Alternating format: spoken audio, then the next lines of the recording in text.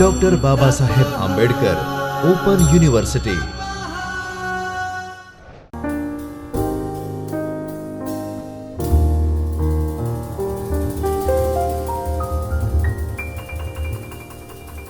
Hello dear students, I, Assistant Professor Nilesh Bokhani, welcome you from Chaitanya Studio Dr. Babasaheb Ambedkar Open University. Hello एक minute હવે ફરી પહેલી PPT પર જતા રહો. પીપીટી આ બાજુ દેખાય. ઓકે, હવે આવી. એ તમે સમજી લો, તમારે જ્યારે પીપીટીમાં તમે દેખાવ ને નીચે ટીવીમાં, તો તમારે ટીવીમાં નથી જોવાનું, પછી તમારા સામે જે નંબરિંગમાં દેખાય છે ને ત્યાં જોજો. એ આઈ કોન્ટેક્ટ ત્યાં બનશે. નીચે જોતો એવું લાગશે. અહીંયા હા, કેમેરો ઉપર છે. ઓકે, બરાબર. એટલે ફરીથી સ્ટાર્ટ કરીએ જ આપણે. Okay.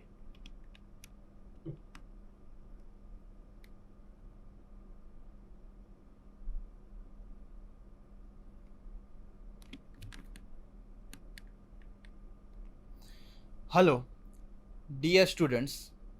I, Professor Nilesh Bokhani, welcome you from Chaitanya Studio Dr. Babasaheb Ambedkar Open University.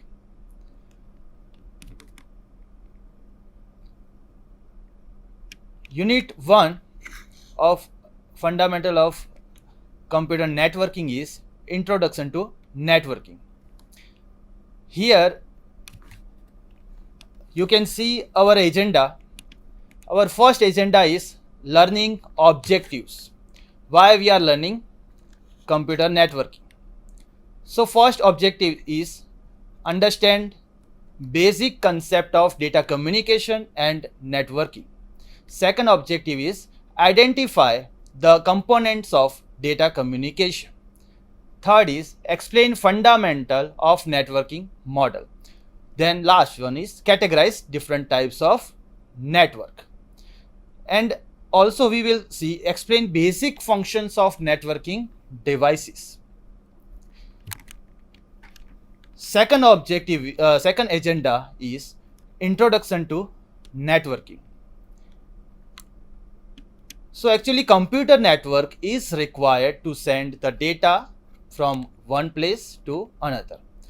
Two remote machines can communication with each other through a process called networking. The communication means exchange of data with the help of set of protocols and networking devices. Computer network mainly consists of two parts. One is the software and other is the hardware. The software is a stack of computer network protocols. The hardware part is collection of devices such as cable, switch, hub, router, etc. Actually, in simple terms, protocols are a set of rules, right? So those rules are to be followed by each entity of computer network. Any computer networking communication need a sender, a receiver, and a communication medium to transfer signal or data from sender to receiver. Now, what is data communication? Actually, when two people talks with each other, they are said to be communicating with each other.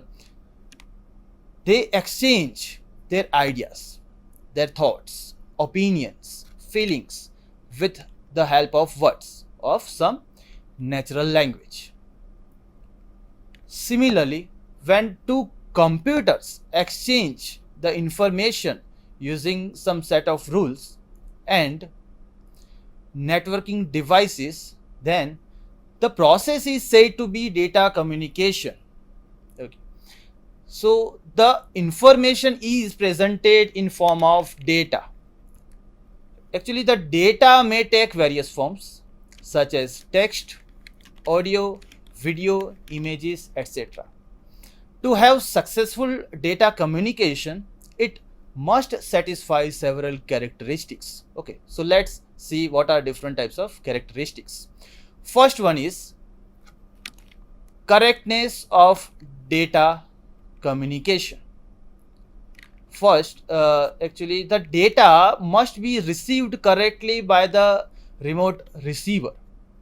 Putting in simple words, the data which sender has transmitted, receiver must receive the same data bit by bit.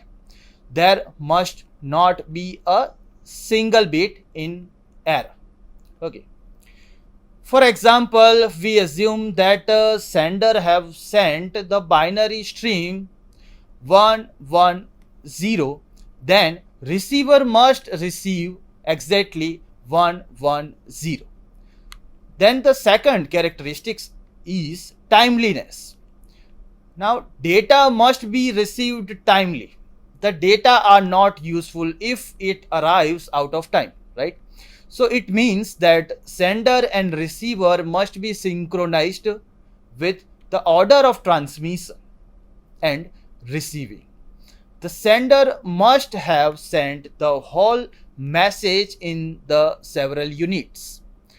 The receiver must receive the whole message in the same sequence of unit. Okay, for example, sender is sending the video message to the receiver. The whole video message is transmitted in small parts. Then the receiver can understand the message if all parts of the video message arrives at receiver in the same sequence, right? So this is applicable for audio form of the message too. Now last characteristic is correct destination. The data must be received by the machine to which data actually has been transmitted. It must not reach to any other destination. Then we will go for our third agenda, that is components of networking, right? Now components of networking, you can see there are following components of computer network. So computer network actually consists of components such as data, software, hardware and operating system. Now the hardware components are mentioned actually like hub. Okay, first of all we will focus on hub. Then we will go for switch, router, repeater and network interface. Okay, let's start with hub. Actually hub is a central device to which all machines are connected. Whenever a sender machine transmits the message, it is sent through the hub. So the hub is kind of broadcasting device. So it will receive the request and transmit it to the entire network. The intended receiver will accept the message and all other computers will ignore the message. So it is used for end-to-end communication. Here N indicates all computers of the network. Okay. So this is called hub. Okay. Now we will go for second, that is switch. Okay, let's understand what is the concept of switch. Now switch is networking device as one of computer network components. It looks like hub, but it does not work similar to the hub. It has got built-in memory and intelligence. It sends the data to the specific receiver. It usually uses physical device addresses in each incoming message so that it can deliver the message to the right destination or port. It is used for point to point, means P2P communication. Here P indicates identification of a specific computer. Both switch and hub have common features. Multiple RJ45 means registered jackpots, power supply and connection lights. Now we are going for router. Okay, let's understand what is the concept of router.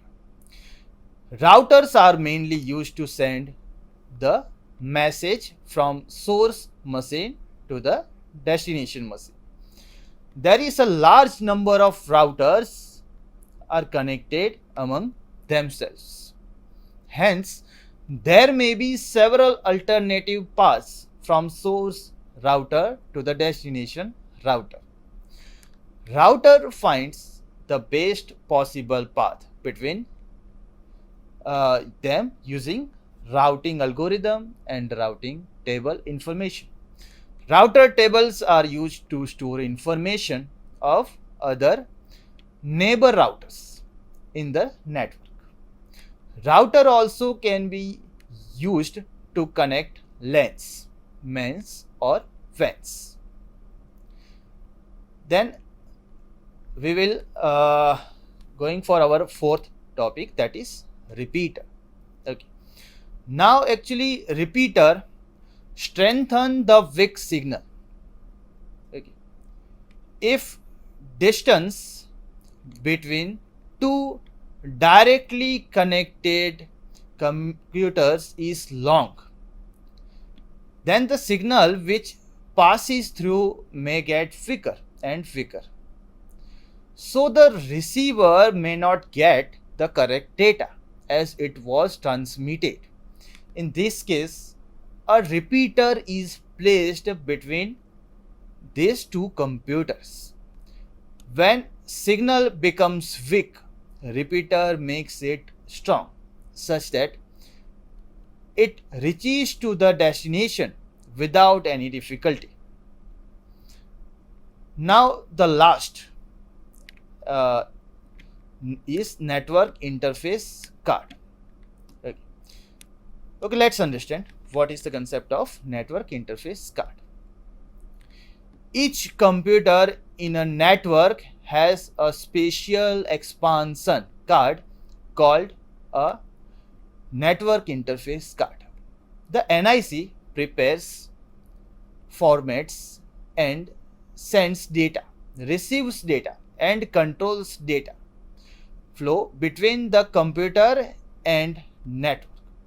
On transmit side, the NIC passes frames of data on to the physical layer, which transmits the data to the physical layer on the receiver.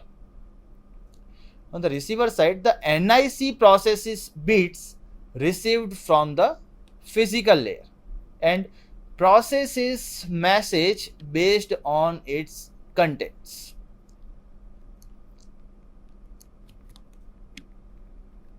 Then another one is cable, but we will discuss it later on.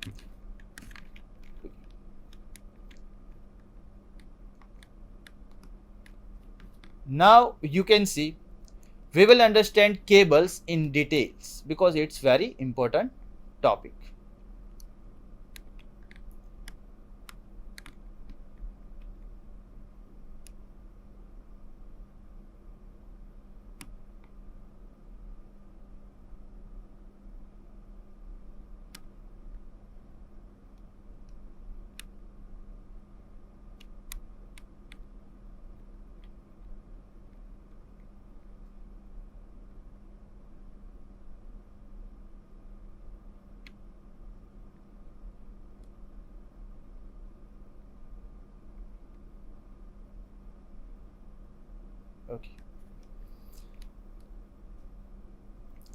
Okay. So actually computer network can be established through wires. The wire connects a computer to another computer or to the central device. There may be wireless network or mixture of wire and wireless connections. In wired computer network, different types of cable are being used to carry the signal from one point to another. The form of signal depends upon the type of wire is used. First type is coaxial cable. Coaxial cable is type of electrical cable. It has mainly three layers. The innermost layer is copper wire. Copper wire is surrounded by insulator. As the middle layer, the outer layer is made up of conducting shield. You can see in your diagram. It is primarily used in cable TV companies to connect customers' TV with single receiver. Okay. Then we will go for another type, that is twisted pair. A twisted pair cable is a cable made by twisting two separate insulated wires. There are such 4 pairs in cable which is used in network setup. There are types of twisted pair cable. First one is a shielded twisted pair cable. It has a fine wire mesh surrounding the wires to protect the transmission, and a UTP, that is unshielded twisted pair. Okay. Then last one is fiber optics cable. A fiber optic cable is made up of glass fibers surrounded by plastic coating. Data are transmitted in form of pulses of light. The fibers are protected from heat, cold, or any other external interference by coating. The speed of data transmission in fiber optics cables is very high compared to coaxial cable and twisted pair cable. On the other side, the initial setup cost and maintenance is also high. Dear students, our next topic is various types of network. Actually, the network can be categorized with respect to several criteria. Some of them are geographical, boundary in which the network expanded, type of delivery, mode of communication. We categorize the network based on the size. First is local area network. Actually, the propagation delay is short in a LAN. Then second type is metropolitan area network. In metropolitan area network, there is a moderate propagation delay, and in last wide area network, there's a long propagation delay. Okay, let's understand in detail the concept of local area network. So local area network connects the networking devices in single office, building, or campus. It mainly spans based on the need of organization. Generally, a network which is formed within few kilometers peripheral can be said as local area network. For instance, for example, in an academic institute, an interconnection among computers can be considered as local area network. Similarly, several computer laboratories are connected to form the local area network. Now, LAN has been designed to share various hardware and software resources. Resources may contain printer, scanner, etc. Software resources might be data, tools, programs, etc. The speed in LAN was 4 to 16 Mbps earlier. Remember, my dear students, the speed in LAN was 4 to 16 Mbps earlier.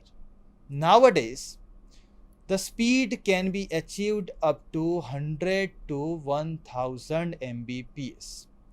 You can see the diagram of LAN on your screen. Private ownership has control over the local area network rather than the public. LAN has a short propagation delay than MAN as well as WAN. Now the computers and other device in LAN might be interconnected via a central device such as switch or hub. So this particular concept you can identify from your diagram. Then wireless LAN are also have been getting popularity as it needs no cabling or minimum cabling. Then our next type of network is wide area network. Actually, wide area network has been designed to transmit the data for the long distance. Wide area network may covers the large geographical area such as a country, a continent, or across the world. The internet of the whole world can be considered as a WAN. A WAN of one country or a continent is connected to the WAN of another country or continent. It forms WAN. Therefore, the internet is connection of all wide area network of all countries or the world. Now, WAN can be wired or wireless, or we can see there are mixture of both. Wide area network is expensive and should or might not be owned by one organization. Satellite medium is used for wide area network. So this is all about wide area network. Now, dear students, we are going for our third type, that is metropolitan area network. So metropolitan area network is the larger than LAN and smaller than WAN in size. Mainly it expands within the boundary of a city or town. The customer can be provided high speed connectivity using MAN. For example, a TV cable operator offers the service at high speed. Similarly, a telephone company provides the networks of digital subscriber line across the city. MAN is expensive and should or might not be owned by one organization. Now, this is all about our wide area network. You can see the diagram of wide area network on your screen. Now, we will jump on our next topic, that is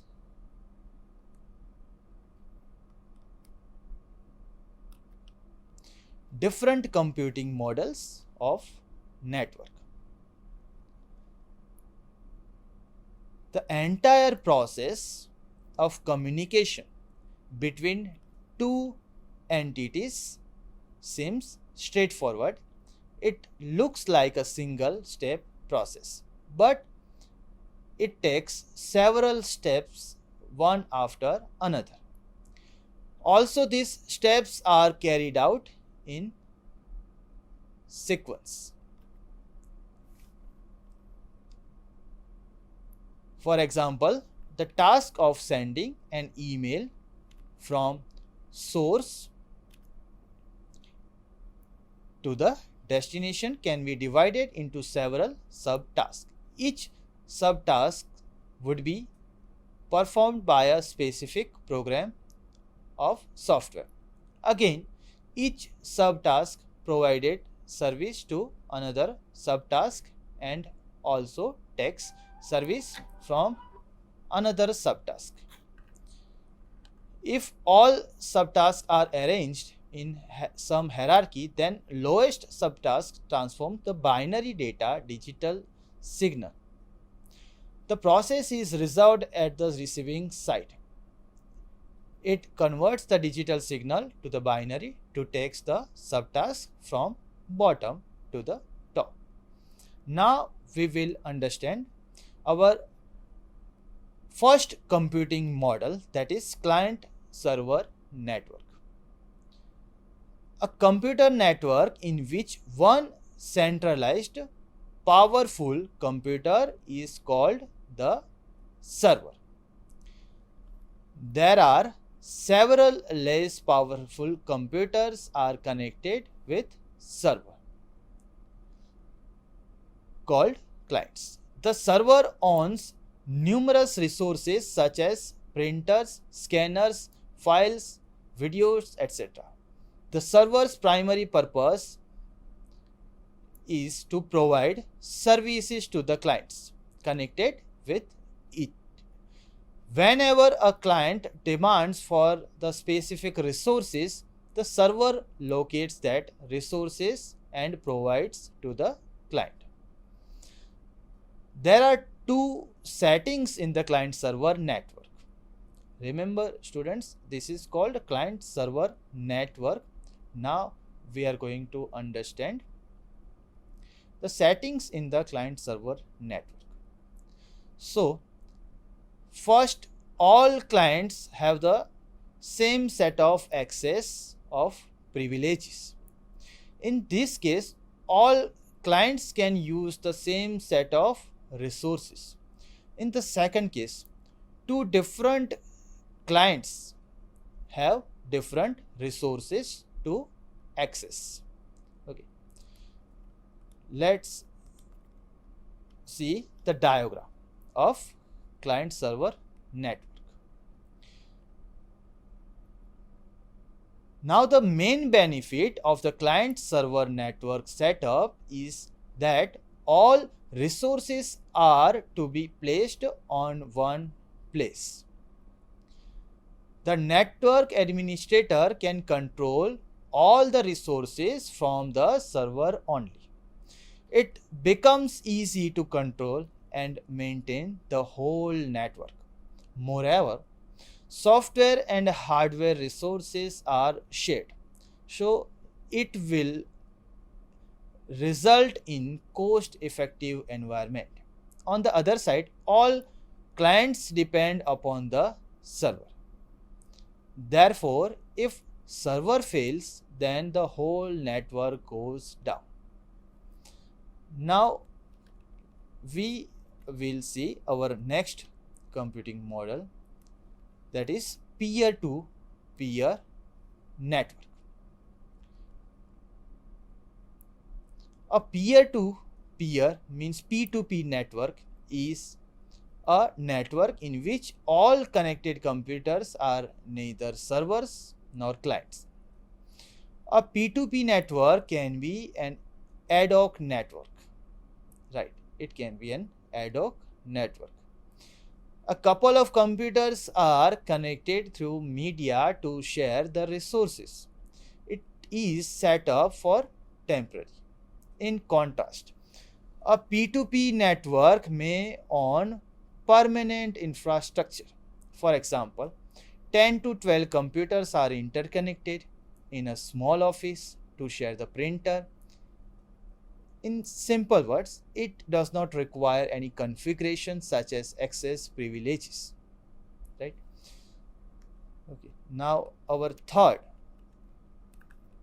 type is centralized computer network. Another logical classification of computer networks is centralized computer network model. Here all resources are placed on one machine only. Moreover, all computing processes are done on a dedicated computer only. For example, if there are 3 documents to be shared among n computers, then all the documents would be stored on a specific computer. A node or a computer needs any resources or set of resources, it demands that from centralized machine. Now there are various characteristics of centralized computer network. First one is homogeneous. Okay. So what is the meaning of this word homogeneous? Okay, let's understand in related to our computer networking logic. Now all computers have same type of configuration such as operating system, processing, power, RAM. Okay. So this is called homogeneous. Then second one is single point of failure. If central computer fails, then resources can't be accessed at all. Then third characteristic is the network is controlled from a single point. And next characteristic is difficult to scale. For example, more computers are to be added in the existing network. Then last characteristic is easy administration. Okay. Centralized computer network has the advantage of easy administration. Okay. Now the next is distributed computer network. Let's understand the concept of distributed computer network.